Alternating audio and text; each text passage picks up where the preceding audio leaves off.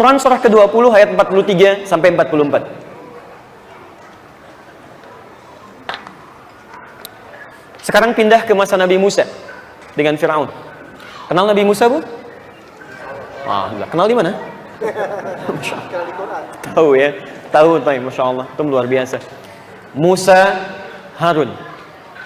Nabi Musa sezaman dengan Nabi Harun. Ditugaskan berdakwah kepada Fir'aun, penguasa menyimpang. Pelan-pelan, fokus. Penguasa menyimpang. Taib. Perhatikan kasih sayang Allah di sini. Saya kembali tegaskan ya. Allah itu punya sifat kasih yang luar biasa, lebih daripada sifat kasih ibu pada anaknya yang tengah dalam kandungan. Ya. Seorang ibu ketika mengandung, anaknya dijaga luar biasa supaya dia saat bergeser berat tapi anaknya tetap dalam keadaan tenang. Quran surah 7 ayat 189. Ya, miring kanan susah, miring kiri susah, cuman bagaimana caranya supaya si anak berada dalam keadaan tenang. Allah sifat kasihnya lebih daripada itu. Lebih daripada itu. Teman-teman, ini Fir'aun, manusia paling zalim luar biasa. Kalau tadi levelnya mengaku nabi, ini mengaku Tuhan. Ana rabbukumul a'la. Saya Tuhan kalian yang paling hebat. Kalau yang tadi zaman Nabi Ibrahim eksekusi, Fir'aun tidak sembarangan eksekusinya. Ketika disampaikan ada seorang bayi terlahir akan mengguncang kebesaran kerajaan Anda, maka dia mengeluarkan dekret. Setiap ibu yang mengandung itu mesti ditemani oleh 2 orang algojo. Yang satu untuk mengamati perempuan yang mengandung ini, kapan dia melahirkan. Yang satu untuk melihat begitu melahirkan, kalau ketahuan laki-laki, langsung sembelih di hadapan ibu yang baru melahirkannya. Kalau perempuan, boleh hidup. Lebih dahsyat dibanding yang tadi. Quran surah ke-2 Al-Baqarah di ayat 48 sampai 49. Ya, posisi paling kiri sebelah atas. Lihat kalimatnya. Wa idz najjaynakum min ali fir'auna yassumunakum su'al 'adzab.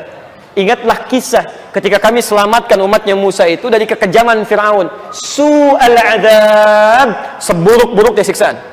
Jadi kalau ada orang yang pernah menyiksa, ini yang paling buruk. Yudzabbihuna abna'akum wa yastahyuna nisa'akum. Dia bisa menyembelih anak-anak yang baru dilahirkan kalau laki-laki, kalau perempuan dia biarkan bebas. Ini sekarang Anda bandingkan ya. Menyembelih dalam bahasa Arab itu punya 2 arti, 2 kata. Menyembelih dalam bahasa Arab punya 2 kata. Pertama disebut nahara. Inna a'tainakal kautsar. Fasholli li rabbika wanhar. Kalau nahara itu menyembelih hewan, tapi hewannya tetap berdiri, tidak dijatuhkan. Berdiri begini. Makanya unta dalam Al-Quran cara menyembelihnya disebut dengan nahar, karena unta tidak dijatuhkan. Antum insya Allah kalau haji nanti atau umrah main ke Hudaybiyah, di situ ada peternakan unta, itu cara nyembelihnya tidak dijatuhkan, langsung di-sekat seperti ini. Kalau pisau dielus begini, kemudian disembelih. Kalau pakai golok, kemudian langsung seperti ini. Itu unta. Tapi kalau kerbau, kambing, domba, sapi, itu kalimatnya menggunakan zabaha. Zabaha. Yang berarti dijatuhkan dulu, baru disembelih. Jatuhkan, sembelih. Taib. Antum kalau sembelih sapi kan jatuhkan dulu kan? Kerbau dijatuhkan dulu ya? Itu dalam bahasa Arab disebut zabaha. Antum kalau mengaji hadis Al-Arba'in, coba buka nomor ke-17. Posisi paling kanan sebelah bawah. Hadisnya dari Abu Ya'la, Aus bin Saddad, bin Thabit bin Munzir Al-Khazraji Al-Ansari. Ya.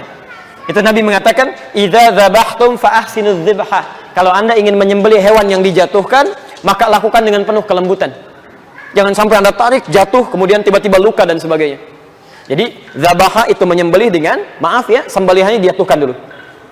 Itu tapi sekali sembelihan begini, selesai. Kalau antum lakukan berkali-kali begini, itu ditambah tasydid pada huruf ba-nya. Zabbaha, yudzabbihu. Sekarang kembalikan ke ayat yang Al-Baqarah 49 tadi, posisi paling kiri sebelah atas.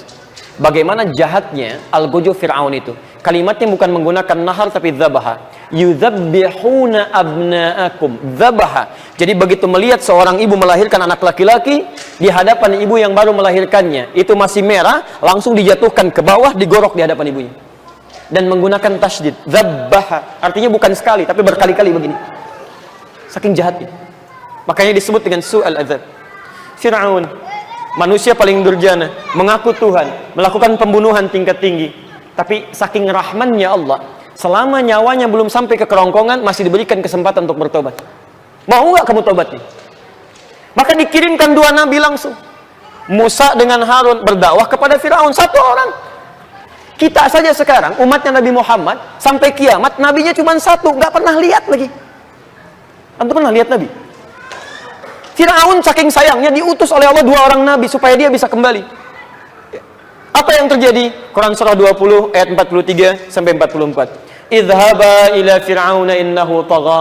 Musa dan Harun, pergilah sekarang ke Firaun karena dia sudah melampaui batas, sudah menyimpang dia. Ini prinsip dakwah. Jadi kalau ada seseorang kemudian mulai menyimpang dari kita, kita dakwahi. Ya. Tapi bagaimana cara berdakwah yang baik? Lihat kalimatnya, ayat 44-nya. Faqula lahu qawlan layyina. Tapi ingat ya, katakan pada makhluk ini, pada Firaun ini, kata-kata yang lembut, halus. Bukan celaan. La'allahu yatadzakkaru aw yakhsha. Barangkali dengan kelembutan ini, sifat dan sikap kita, dia bisa ingat kepada Allah kemudian berubah menjadi takut kepada Allah Subhanahu wa taala. Teman-teman, silakan perhatikan. Nabi Musa, Nabi Harun, orang paling takwa, dekat dengan Allah, masuk surga tanpa hisab, berdakwah kepada Firaun, manusia paling durjana, pembunuh yang sangat sadis, mengaku Tuhan, diperintahkan oleh Allah katakan yang lembut.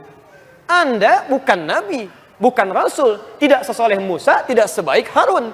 Berdakwah kepada orang yang tidak sejahat Firaun. Kenapa mesti kasar? Kenapa Anda bisa mencela? Berarti ada yang salah di situ. Ini poinnya. Di Quran tidak pernah mengajarkan kita untuk mencela orang. Kalaupun kita tidak suka, yang kita cela perbuatannya, bukan orangnya. Silakan cek. Bahkan seburuk-buruknya Firaun tidak pernah disebutkan nama aslinya. Antum silakan cari, di Quran tidak akan pernah ditemukan. Firaun itu gelar, Faraoh, Raja Mesir. Silakan cari sampai kiamat kurang 2 hari, nggak akan ditemukan siapa nama aslinya. Ditutup. Silakan cek, ya, sehari lagi buat sadar, ngapain nyari itu? Karena yang dipersoalkan oleh Quran bukan namanya, itu perilakunya. Jadi kalau ada seseorang berbuat salah kepada Anda, yang Anda perbaiki itu perilakunya, bukan mencela orangnya.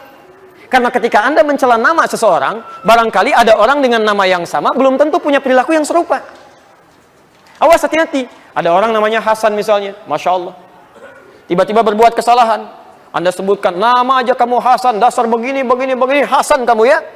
Allahu Akbar, Hasan yang ini yang salah, yang lain belum tentu begitu. Hati-hati. Cucu Nabi juga Hasan. Dan beliau baik, ahli surga juga.